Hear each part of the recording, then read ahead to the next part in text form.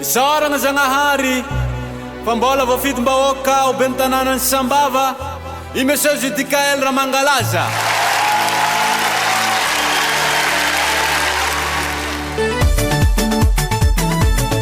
Obama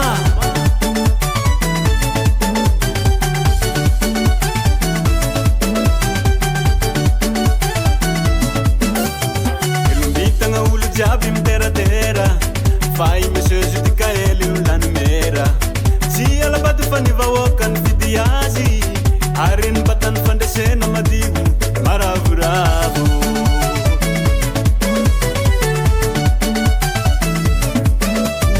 Ilumbitagna olo jiaby miteratera fa i Monsieur Judikael io lany mera tsy alabady fa ny vahoaka ny vidy azy ary ny batany fandresena madio maravoravo.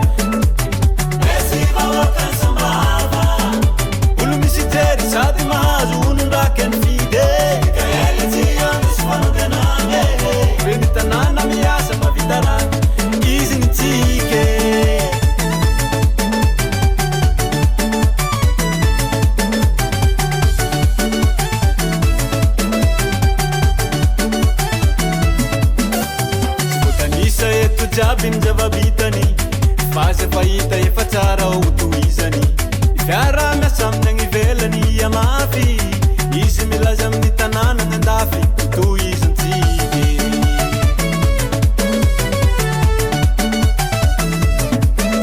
Tsy voatanisa eto jiaby ny zava-bitany fa zay fahita efa tsara ho tohizany fiara miasa amin'ny agny ivelany amafy izy milaza amin'ny tanàna ny andafy tohizantsika, tohizantsika magnadiovana ny tanàna, tohizantsika, tohizantsika magnazavana ny tanàna isapokotany, tohizantsika mangarara ny fitantanana ny kominy, tohizantsika.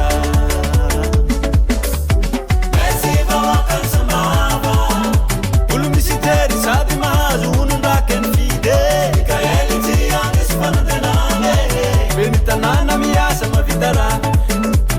Mesy vahoaka ny Sambava olo misy jery sady mahazo onondraky ny fide Judikael tsy andesy fanantenana beny tanàna miasa mavita raha izy ny tsike.